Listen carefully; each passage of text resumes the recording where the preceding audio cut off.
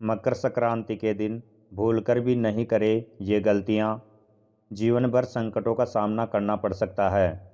दोस्तों, हमारे हिंदू धर्म में मकर संक्रांति का पर्व विशेष महत्व रखता है। ऐसी मान्यता है कि जब सूर्य मकर राशि में प्रवेश करता है तब मकर संक्रांति का पर्व मनाया जाता है। मकर संक्रांति के दिन कौन से काम करने चाहिए और कौन से नहीं, ताकि जीवन में कठिनाइयों का सामना नहीं करना पड़े। तो आइए जानते हैं।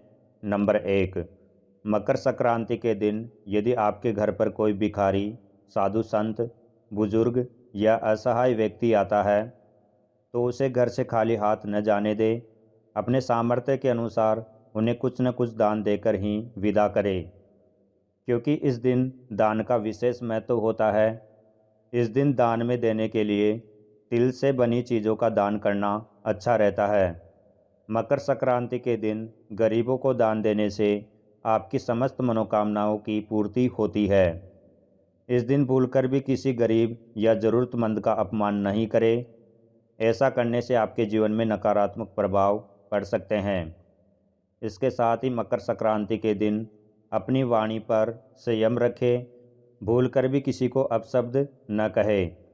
नंबर 2, मकर संक्रांति के दिन अपने सुख सौभाग्य में वृद्धि के लिए इस दिन 14 संख्या में किसी भी चीज़ का सुहागिन औरतों को दान करना चाहिए।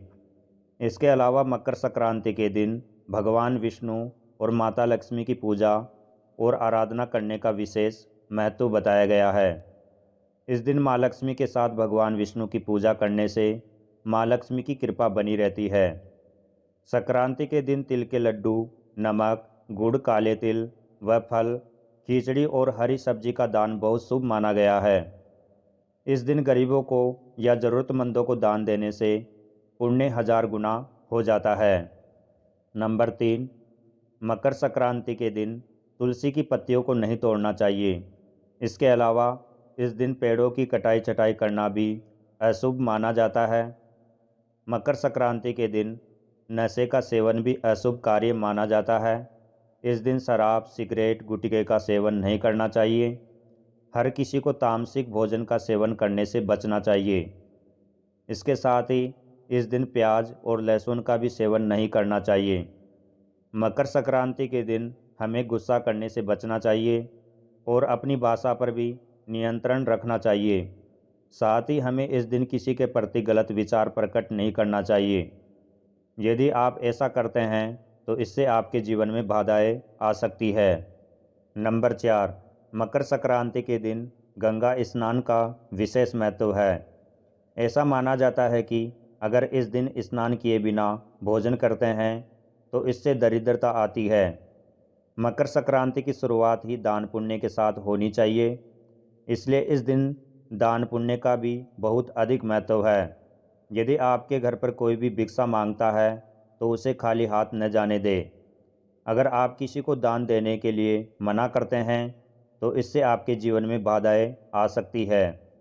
मकर संक्रांति के दिन शाम के समय भोजन करना अच्छा नहीं माना जाता। सूर्य देव रुष्ट हो सकते हैं, इसलिए सूरज ढलने के बाद भोजन करने से बचें।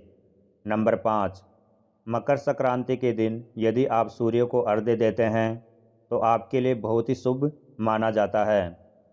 सूर्य को जल देते समय ओम सूर्य देवाय नमः, ओम दिनकराय नमः, ओम आदित्याय नमः आदि मंत्रों का जप कर सकते हैं।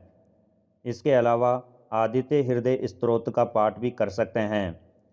सूर्य को जल देते समय पानी में कुमकुम और काले तिल जरूर मिलाएं। स्नान के बाद सूर्य देव को अर्घ्य दें। मकर संक्रांति के दिन पितरों के नाम भी तर्पण करना चाहिए। इससे पितरों के लिए मुक्ति का मार्ग खुलता है। उनके निमित्त गीता का पाठ करना चाहिए। इस दिन राजा भागीरथ ने भी पितरों की मुक्ति के लिए गंगा नदी में तर्पण किया था। मकर संक्रांति के दिन काली चीज़ों के दान का महत्व होता है, क्योंकि इस दिन का संबंध शनिदेव से भी माना गया है। आप इस दिन काली उड़द की दाल, काले तिल, काले वस्त्र, कंबल आदि का दान कर सकते हैं।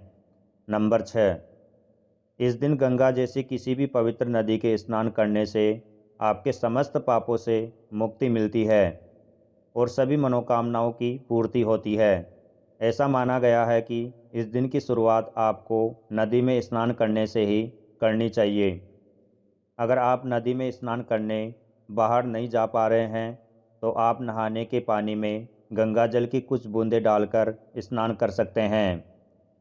नंबर 7, मकर संक्रांति के दिन गाय या फिर बछड़े का दान करना लाख गुना पुण्य में वृद्धि होती है। ऐसा करने से कुंडली में सूर्य की स्थिति मजबूत होती है। मकर संक्रांति के दिन भगवान सूर्य को गुड़ और चावल से खीर का भोग लगाए, बाद में इसे प्रसाद के रूप में ग्रहण करें। ऐसा करने से भी सूर्य देव की कृपा प्राप्त होती है। नंबर 8, ज्योतिष शास्त्र के अनुसार सूर्य देव शनि के पिता है और पिता पुत्र की आपस में नहीं बनती है। ज्योतिष शास्त्र के अनुसार इस दिन सूर्य देव धनु राशि से निकलकर अपने पुत्र शनि की राशि मकर में प्रवेश करते हैं। शनि और सूर्य देव की आपस में नहीं बनती, दोनों में शत्रुता का भाव रहता है। ऐसे में शनि के घर सूर्य देव का होना सूर्य को किसी प्रकार का कष्ट न पहुँचे, इसके लिए तिल से बनी चीज़ों का दान और सेवन करने से शनि देव और सूर्य देव प्रसन्न होते हैं। इस कारण से मकर संक्रांति पर तिल और गुड़ से बनी चीज़ों का दान और सेवन करने से जीवन में भगवान सूर्य और शनिदेव दोनों की कृपा मिलती है। नंबर 9, माना जाता है कि इस दिन सूर्य अपने पुत्र शनिदेव से नाराजगी त्याग कर उनके घर गए थे, इसलिए इस दिन पवित्र नदी में स्नान करने से पुण्य 1000 गुना हो जाता है। शनि की उपासना करने से शनि दोष दूर होता है और धन संबंधी समस्याओं का समाधान हो जाता है।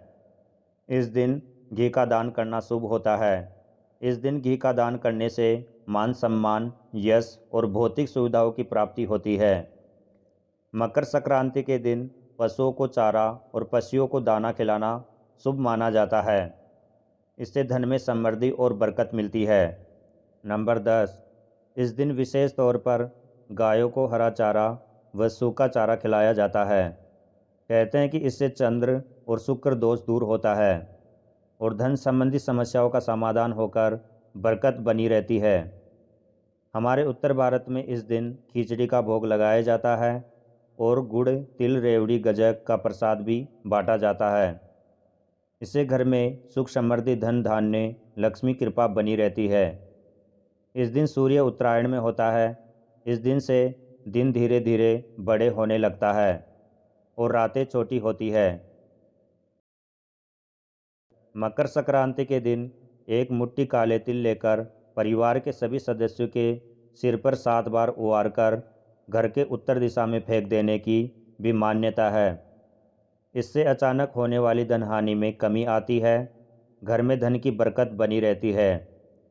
इस दिन तिल के तेल का दीपक शाम को घर की दहलीज पर और तुलसी के पास तिल के तेल का दीपक लगाना चाहिए। इससे घर में सुख, समृद्धि, धन धान्य, लक्ष्मी कृपा बनी रहती है। मकर संक्रांति के दिन यदि आप इन सभी विशेष बातों का ध्यान रखेंगे तो आपके जीवन में सदैव समृद्धि बनी रहेगी। अगर आपको ये वीडियो अच्छी लगी हो तो इस वीडियो को शेयर और एक लाइक ज़रूर करें। हमारे द्वारा दी गई शास्त्रों के अनुसार जानकारी आपको अच्छी लगी हो तो वीडियो को एक लाइक और शेयर कर दीजिए और आपके अपने चैनल आध्यात्मिक ज्ञान MK को सब्सक्राइब कर लीजिए। धन्यवाद।